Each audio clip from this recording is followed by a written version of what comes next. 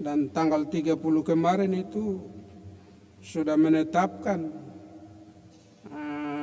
letak kabupaten di Nabire, bukan di Timika.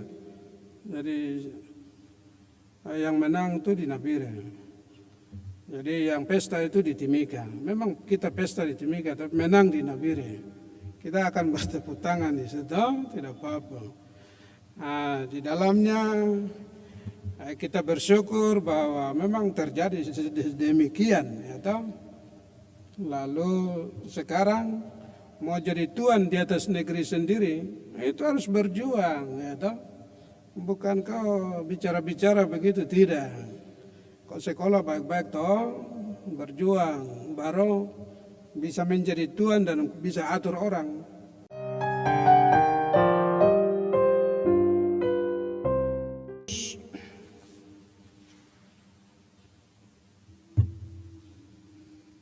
Jurang pemisah yang ada dalam hidup bersama, perkembangan sosial itu antara kaya dan miskin, antara yang berkuasa dan tidak berkuasa, dan di situ banyak gejolak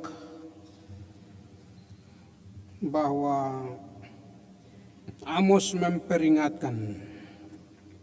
Nabi Amos memperingatkan di mana persengkongkolan antara pedagang-pedagang yang memiliki peluang-peluang bisnis yang seringkali menipu para pembeli atau konsumen.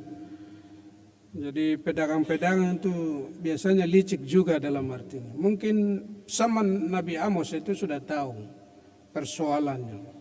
Sampai saat kita pun memang seperti itu, tidak pernah hilang persoalan seperti itu. Sehingga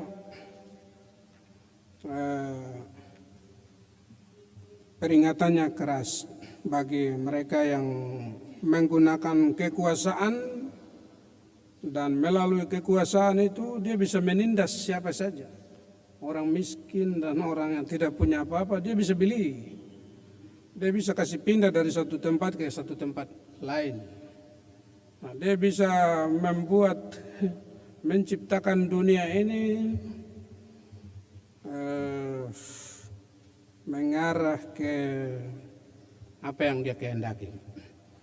Jadi sistem-sistem yang diciptakan untuk menindas dan merugikan orang lain, Amos bilang waspada.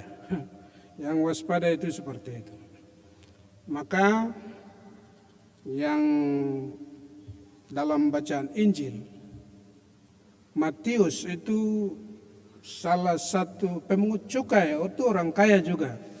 Dia itu penagih uang, pemungut cukai. Jadi dia punya uang banyak. Jadi ini satu rombongan orang kaya lah. Dan orang tahu bahwa orang pemungut cukai memang orang berdosa karena dia memanfaatkan uang banyak juga. Bisa menipu, bisa menindas, menagih yang lebih daripada yang sudah ditentukan. Nah itu masyarakat sudah tahu. Jadi saat Yesus masuk makan bersama-sama, mereka bilang, ya kenapa Yesus ini makan bersama dengan orang berdosa? Jadi cap orang berdosa dari orang lain. Itu mereka yang sering menipu, yang menggunakan kekuasaan menindas orang lain, itu orang berdosa. Capnya memang begitu. Menurut Yesus, bukan orang berdosa, tapi mereka ini orang sakit. Jadi orang sakit itu mereka yang menggunakan kekuasaan untuk segala tipu muslihat. Itu Yesus bilang orang sakit. Mungkin orang sakit seperti itulah yang memerlukan tabib atau penyembuhan. Maka persoalan besar ada pada ini. Yesus datang untuk menyembuhkan orang-orang atau menyadarkan. Setidaknya dia sadar, kalau tidak, Amos bilang lebih kejam lagi, antara dua pilihan.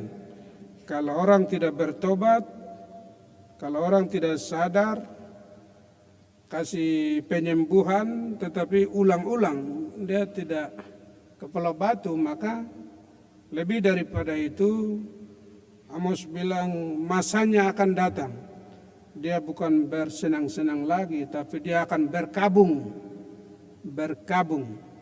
Dia tidak akan lagi bergembira, tetapi dia akan masuk ke dalam keterburukan hidupnya. Jadi ada di posisi itu. Maka ini peringatan keras untuk setiap orang yang hidupnya tidak sejalan dengan kebenaran.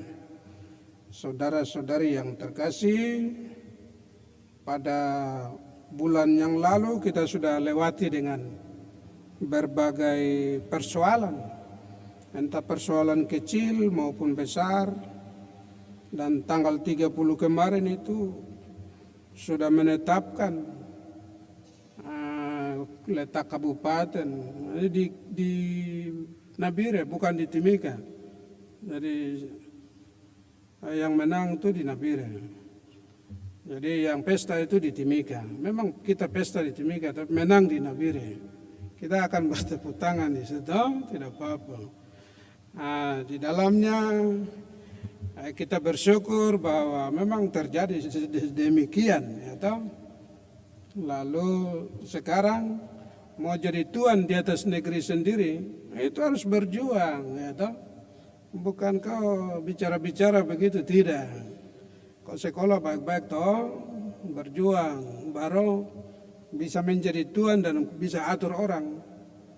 Tapi kalau tidak demikian, kau bisa mempergunakan kekuasaan sewenang-wenang, ya toh. Tidak bisa berpikir yang baik lagi, ya toh. Malah berpikir merusak. Ini uang banyak bisa berpikir merusak orang. Jadi mentalmu itu harus diservis dulu, ya. Mental imanmu itu diservis baik-baik. Baru kau ada di atas posisi itu, kau bisa memperhatikan orang miskin yang mana, itu orang menderita yang mana, yang memerlukan bantuan itu seperti apa, itu. Tapi kalau tidak seperti itu, mental kalau tidak baik, iman kalau tidak mendukung, ini Tuhan Yesus bilang orang seperti ini yang memerlukan tabib. Atau orang seperti ini memerlukan tabib atau pembaharuan. Semoga kita merefleksikan seluruh hidup ini dalam ketentuan Tuhan. Kita orang berdosa, kita perlu membaharui hidup terus menerus. Semoga demikian, amin.